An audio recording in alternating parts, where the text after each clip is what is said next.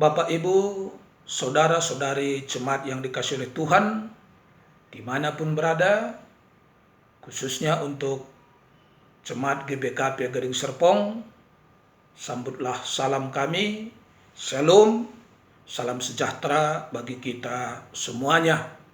Kembali kita melaksanakan ibadah minggu kita secara online karena situasi yang belum memungkinkan untuk kita berkumpul bersekutu seperti biasanya. Untuk mendengarkan firman Tuhan, marilah kita menundukkan kepala kita satukan hati dan pikiran kita berdoa memohon bimbingan Roh Kudus. Mari kita berdoa.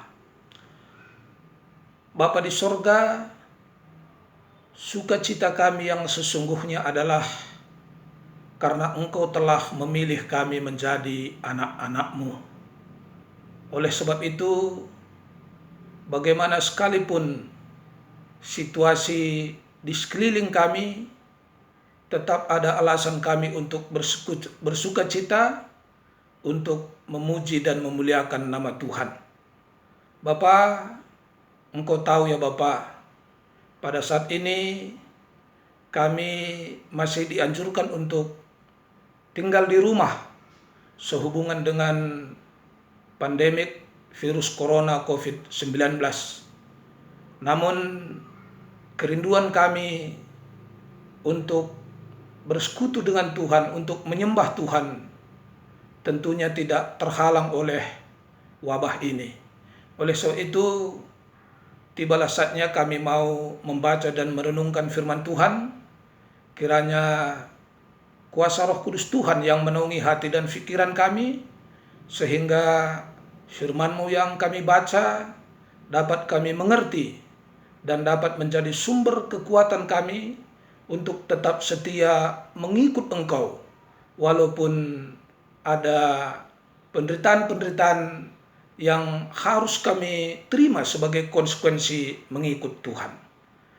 Hamba-Mu yang Engkau pakai untuk memberitakan firman-Mu, kiranya kuasai dengan Roh Kudus-Mu, supaya setiap kata yang keluar dari mulut bibir hamba-Mu ini, semua datangnya dari Tuhan, dan semua boleh menjadi berkat bagi jemaat kami. Berfirmanlah ya Tuhan, kami telah siap untuk mendengar. Di dalam nama Tuhan Yesus Kristus, kami datang kepada Bapa di sorga. Amin. Jemaat yang dikasihi oleh Tuhan, firman Tuhan yang menjadi bahan khotbah kita diambil dari Injil Markus pasal 11 ayat 1 sampai ayatnya yang ke-11. Markus 11 ayat 1 sampai ayatnya yang ke-11. Demikian firman Tuhan. Ketika Yesus dan murid-muridnya telah dekat Yerusalem, dekat Betfage dan Betania yang terletak di Bukit Zaitun, Yesus menyuruh 2 orang muridnya dengan pesan, "Pergilah ke kampung yang di depanmu itu. Pada waktu kamu masuk di situ, kamu akan segera menemukan seekor keledai muda tertambat yang belum pernah ditunggangi orang. Lepaskan keledai itu dan bawalah kemari. Dan jika ada orang mengatakan kepadamu, 'Mengapa kamu lakukan itu?' jawablah, 'Tuhan memerlukannya. Ia akan segera mengembalikannya ke sini.' Mereka pun pergi dan menemukan seekor keledai muda tertambat di depan pintu di luar, di pinggir jalan, lalu melepaskannya. Dan beberapa orang yang ada di situ berkata kepada mereka, 'Apa maksudnya kamu melepaskan keledai itu?' Lalu mereka menjawab seperti yang sudah dikatakan Yesus. Maka orang-orang itu membiarkan mereka. Lalu mereka membawa keledai itu kepada Yesus dan mengalasinya dengan pakaian mereka. Kemudian Yesus naik ke atasnya. Banyak orang yang menghamparkan pakaiannya di jalan. Ada pula yang menyebarkan ranting-ranting hijau yang mereka ambil dari ladang, orang-orang yang berjalan di depan, dan mereka yang mengikuti dari belakang berseru, Hosana, diberkatilah dia yang datang dalam nama Tuhan. Diberkatilah kerajaan yang datang, kerajaan Bapa kita Daud. Hosana di tempat yang maha tinggi. Sesampainya di Yerusalem, ia masuk ke bait Allah. Di sana ia meninjau semuanya. Tetapi sebab hari sudah hampir malam, ia keluar ke Betania bersama dengan ke-12 muridnya. Jemaat yang dikasihi oleh Tuhan, minggu ini kita memasuki minggu Pasion yang ke-7. Dan tema kita yang diangkatkan mengikut Yesus. Mengikut Yesus. Tentu wajar saja muncul pertanyaan, siapa yang menyuruh kita mengikut Yesus? Mungkin juga muncul pertanyaan yang lain, untuk apa mengikut Yesus? Saya sangat mengimani bahwa siapa yang menyuruh atau memilih seseorang itu menjadi pengikut Yesus adalah Tuhan Yesus itu sendiri. Dengan berbagai cara Tuhan Yesus memilih orang-orang yang menjadi pengikutnya. Bisa saja dengan memakai orang tua kita. Secara keturunan memang kita sudah menjadi pengikut Kristus. Bisa saja dengan cara-cara yang lainnya. Kalau kita kembali menoleh kepada sejarah, Yesus memilih 12 orang menjadi muridnya. Padahal begitu banyak ada orang di sekitar Yesus pada saat itu. Tapi Yesus memilih 12 orang dari antara orang banyak itu. Kalau kita melihat juga kepada kisah para rasul, dari begitu banyaknya manusia, tapi Yesus memilih Saulus untuk menjadi rasulnya. Dari kenyataan-kenyataan ini, saya sangat mengimani bahwa yang memilih seseorang itu menjadi pengikut Yesus adalah Tuhan Yesus itu sendiri. Apalagi kalau kita baca dalam Injil Yohanes pasal 15 ayat 16. Intinya Yesus berkata, bukan kamu yang memilih aku, tetapi akulah yang memilih kamu. Bukan kamu yang memilih aku menjadi Tuhanmu, tetapi akulah yang memilih kamu menjadi pengikutku. Berarti yang pertama, kita sangat mengimani bahwa Yesuslah memilih seseorang itu untuk menjadi pengikutnya. Kemudian dipilih untuk apa? Dipilih untuk menghasilkan buah. Ini berarti orang yang dipilih itu sudah menerima berkat dari Tuhan. Orang yang dipilih sudah menerima berkat dari Tuhan. Walaupun mungkin tidak sama dengan berkat yang diartikan secara dunia. Tapi orang yang dipilih itu sudah menerima berkat dari Tuhan. Dan Tuhan ingin memakai mereka untuk menjadi berkat bagi dunia ini. Ini berarti keterpilihan itu adalah sebuah keberuntungan. Murid-murid Tuhan Yesus yang secara umum berlatar belakang sebagai nelayan, pada saat Yesus memilih mereka memasuki babak hidup yang baru. Dari penjala ikan menjadi penjala manusia. Berarti itu sebuah babak hidup yang baru, babak hidup yang jauh lebih berkualitas dari sebelum-sebelumnya. Berarti mengikut Yesus itu memasuki babak hidup yang baru, yang jauh lebih berkualitas dari kehidupan yang sebelumnya. Jemaat yang dikasihi oleh Tuhan, lalu hal-hal apakah yang perlu menjadi penekanan, yang perlu menjadi perhatian dalam mengikut Yesus? Teks khotbah kita dari Injil Markus pasal 11 ayat 1 sampai ayatnya yang ke-11. Sebenarnya begitu banyak pokok-pokok yang dapat kita pelajari dari Markus pasal 11 ayat 1 sampai 11 ini. Begitu banyak pesan di sana. Namun sehubungan dengan tema kita mengikut Yesus, kami akan fokus ke sana. Hal-hal apa yang dapat kita pelajari dari bahan khotbah kita sehubungan dengan mengikut Yesus. Kalau kita melihat, hal pertama yang menonjol di sana adalah hal ketaatan. Hal ketaatan. Ini berarti konsekuensi mengikut Yesus adalah harus taat. Hal yang harus dilakukan oleh pengikut Yesus adalah taat. Taat itu konsekuensi mengikut Yesus. Ini kita lihat khususnya dari 2 orang murid Yesus, di mana Yesus menyuruh 2 orang muridnya ke kampung dan mengatakan bahwa kamu akan menemukan seekor keledai muda tertambat. Lepaskanlah keledai itu dan bawa kemari.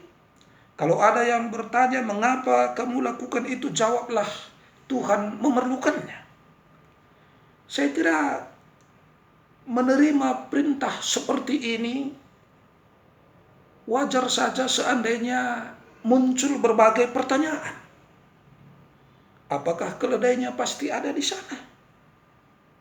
Kalaupun keledainya ada di sana saat diambil, jangan-jangan kami akan dituduh sebagai pencuri. Kami akan dihakimi dan pertanyaan-pertanyaan yang lainnya. Namun yang jelas di dalam ayat yang keempat dikatakan di sana mereka pun pergi. Kedua murid itu pergi.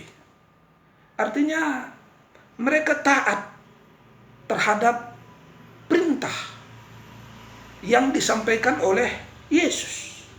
Kedua murid itu pergi. Dan kalau kita baca dalam ayat selanjutnya, maka kedua murid itu menemukan hal persis seperti yang dikatakan oleh Yesus. Dan pada saat mereka mengambil keledai itu, ada orang yang bertanya, mengapa kamu melakukan itu? Mereka menjawab, Tuhan memerlukannya. Dan akhirnya mereka berhasil membawa keledai itu ke hadapan Yesus untuk ditunggangi. Ini menunjukkan bahwa ketaatan kepada Yesus itu membuat tercapainya hasil sesuai yang diinginkan. Ketaatan kepada Yesus itu membuat mendapatkan hasil sesuai dengan yang diinginkan. Yesus menyuruh muridnya, mereka taat, dan semua terjadi sesuai dengan yang diharapkan. Berarti itu pesan yang pertama dari teks khotbah kita ini. Mengikut Yesus itu harus dibuktikan dengan ketaatan. Kemudian yang kedua, mengikut Yesus harus dengan motivasi yang benar, dengan pemahaman yang benar. Karena kalau kita mengikut Yesus bukan dengan motivasi yang benar, bukan dengan pemahaman yang benar, suatu saat pasti kita akan kecewa. Itu terlihat dari murid-murid maupun orang-orang yang menyambut Yesus pada saat Yesus datang ke Yerusalem. Di dalam ayat 9 dikatakan tadi, orang-orang yang berjalan di depan dan mereka yang mengikuti dari belakang berseru, Hosana, diberkatilah dia yang datang dalam nama Tuhan, diberkatilah kerajaan yang datang, kerajaan Bapa kita Daud, Hosana di tempat yang maha tinggi. Begitu bersemangat orang-orang menyambut Yesus. Tapi pada saat Tuhan Yesus mengalami kesengsaraan, orang-orang yang tadi bersemangat menyambut dia hilang satu persatu. Mengapa ini terjadi? Karena baik bagi murid-murid, apalagi bagi orang banyak, pemahaman mereka Yesus akan menjadi raja itu keliru. Dalam pengertian mereka menganggap bahwa Yesus akan menjadi raja itu sama halnya dengan neneknya Daud. Akan memiliki kursi kerajaan, akan memiliki batas-batas wilayah kerajaan. Oleh sebab itu pada saat Yesus mengalami kesengsaraan, mereka menjadi ragu. Bahkan mereka menjadi kecewa. Yang tadinya bersorak-sorai berkata, Hosana, diberkatilah. Kemungkinan besar orang itu juga yang berteriak, salibkan dia, salibkan dia. Mereka kecewa karena motivasi mereka mengikut Yesus belum benar. Pemahaman mereka tentang Yesus belum benar. Sehingga pada saat Yesus tidak sesuai dengan yang mereka harapkan, mereka menjadi kecewa. Bapak Ibu, jemaat yang dikasihi oleh Tuhan, berarti ada dua pokok penting yang dapat kita renungkan dari bahan khotbah kita dalam hal mengikut Yesus. Yang pertama, mengikut Yesus harus dengan ketaatan. Karena hanya dengan ketaatan yang akan menghasilkan hasil yang sesuai dengan diharapkan. Kemudian yang kedua, mengikut Yesus harus dengan motivasi yang benar, harus dengan pemahaman yang benar. Karena hanya dengan motivasi yang benar dan pemahaman yang benar, kita tidak akan pernah kecewa mengikut Yesus. Tapi kalau motivasi kita tidak benar, pemahaman kita tidak benar, kita pasti akan kecewa.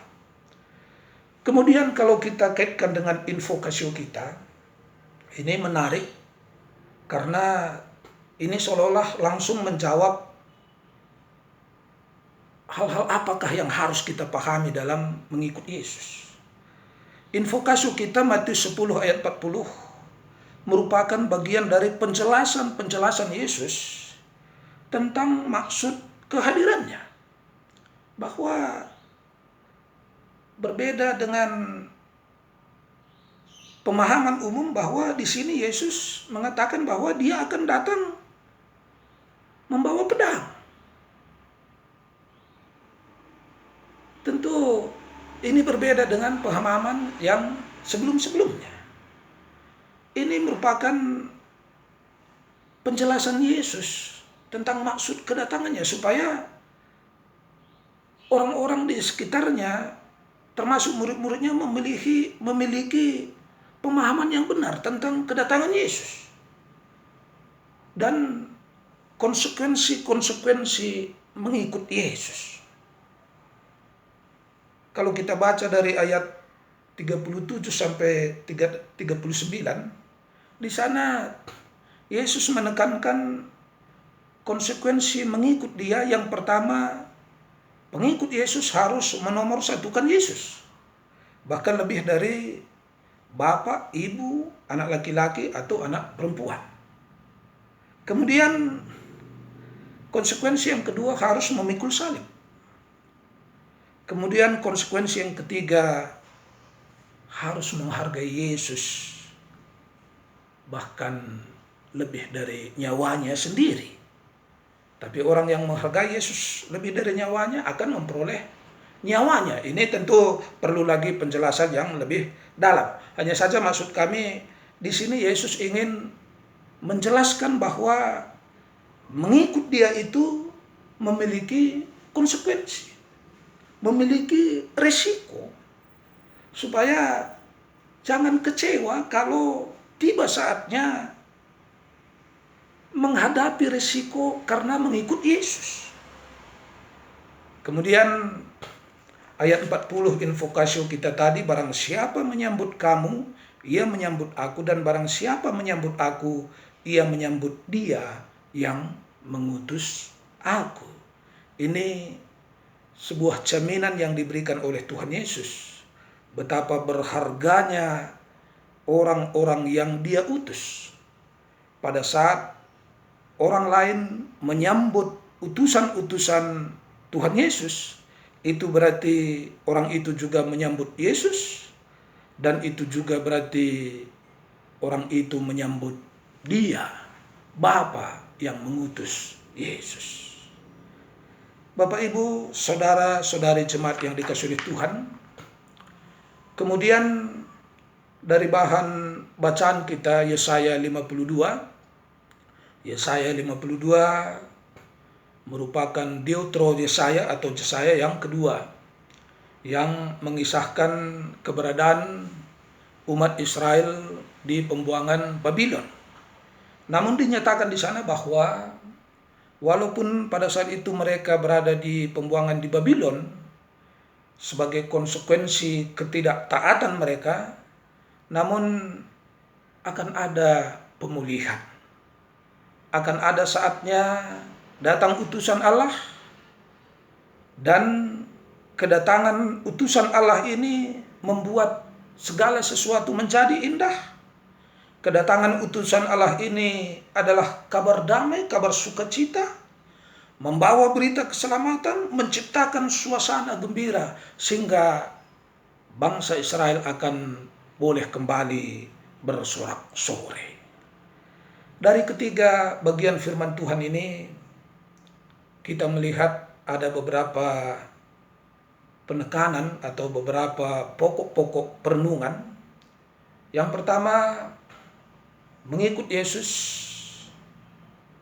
itu harus ditunjukkan dengan ketaatan. Yang kedua, ikutlah Yesus dengan motivasi yang benar, dengan pemahaman yang benar. Yang ketiga, alangkah beruntungnya orang-orang yang menyambut utusan-utusan Yesus. Karena itu mereka juga berarti menerima Yesus, menerima Bapa yang mengutus Yesus. Kemudian perenungan yang berikutnya, bahwa orang yang dipilih oleh Tuhan seperti umat Israel tadi, kalau tidak setia itu memang akan mendapat hukuman, namun akan ada pemulihan, dan pemulihan itu akan melahirkan sukacita, melahirkan kegembiraan, melahirkan sorak-sorai. Bapak, Ibu, saudara-saudari jemaat yang dikasihi Tuhan, ini berarti bahwa mengikut Yesus itu bukan hal yang main-main.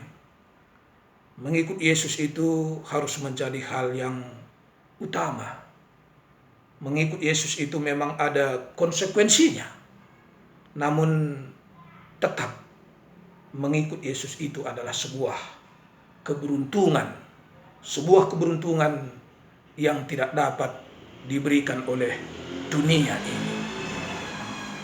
Sehubungan dengan pergumulan kita saat ini, khususnya menyangkut pandemik Corona COVID-19. Bagaimanakah sikap kita sebagai anak-anak Tuhan? Tentunya pergumulan ini tetap dapat kita atasi dengan mengingat bahwa Yesuslah yang sudah memilih kita menjadi pengikutnya. Yesus yang memilih kita untuk berbuah. untuk menjadi berkat bagi orang lain. Di tengah-tengah pergumulan kita menyangkut COVID-19 ini, mungkin konsekuensinya ada penurunan penghasilan kita misalnya. Mungkin konsekuensinya kenyamanan kita tidak seperti sebelum-sebelumnya. Tapi pada saat kita mengingat kembali bahwa Yesus sudah memilih aku menjadi pengikutnya, itu akan membuat kita kembali bersukacita. Sekaligus kami berterima kasih untuk seluruh jemaat GBKP Gading Serpong, di mana secara bersama-sama kita sudah menunjukkan belas kasihan kita, kepedulian kita kepada salah satu jemaat kita yang memang menurut pemantauan kami majelis jemaat kita ini bergumul secara finansial karena adanya penyakit di tengah-tengah keluarga. Kita sudah menunjukkan kebersamaan kita, walaupun masing-masing kita katakanlah memiliki dampak dari COVID-19, termasuk secara ekonomi. Namun walaupun begitu kita masih tetap dapat menunjukkan kebersamaan kita, tanda kita mengasihi terhadap saudara kita yang dampaknya mungkin lebih parah dari kita menyangkut COVID-19 ini. Kiranya Tuhan yang memberkati. Mari kita satu dalam doa, kita berdoa. Kami bersyukur ya Tuhan, firman-Mu telah dapat kami dengar. Kami dikuatkan, kami dihiburkan. Karena melalui firman-Mu ini, kami diingatkan bahwa Engkaulah yang memilih kami.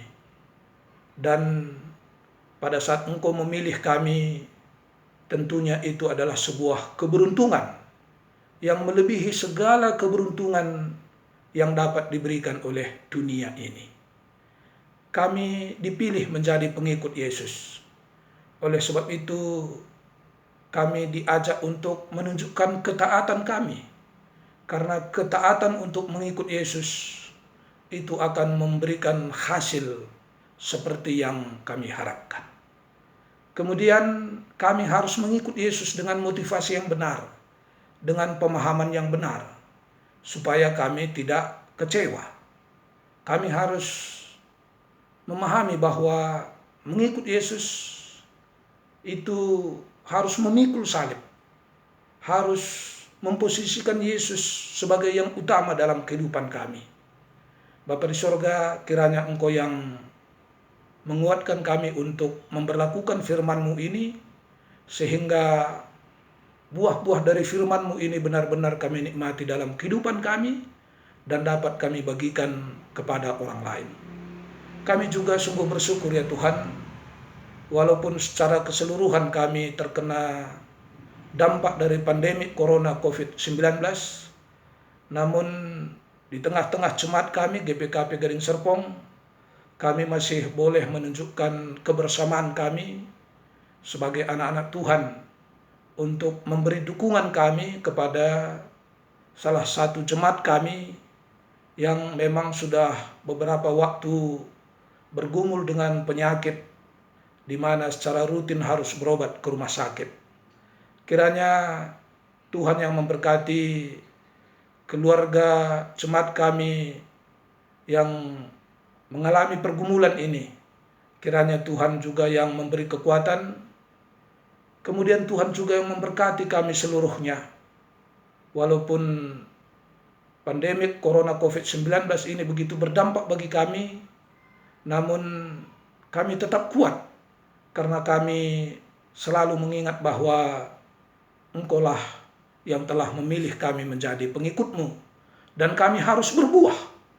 termasuk di masa-masa sulit, kami harus berbuah, karena tiada yang mustahil bagi Tuhan untuk memberkati kami seluruhnya. Bapa di sorga, berkati juga jemaat-jemaat kami di dalam pekerjaannya, di dalam usahanya, yang tetap harus mereka jalankan, supaya walaupun kondisi seperti ini, namun Tuhan selalu membukakan jalan, sehingga kami selalu boleh menerima berkat-berkat Tuhan dengan jalan yang Tuhan bukakan. Kami juga memohon perlindungan Tuhan untuk keluarga kami, anak-anak kami, supaya kami tetap ada dalam keadaan sehat-sehat. Secara khusus juga kami mau berdoa pada saat ini untuk Naras Pendeta Ratna yang sedang dirawat, juga Pendeta Ratna yang melakukan isolasi di rumah. Kiranya Tuhan yang memberkati supaya pendeta kami dan Naras secepatnya boleh dipulihkan. Kami juga mau berdoa untuk seluruh tenaga-tenaga medis.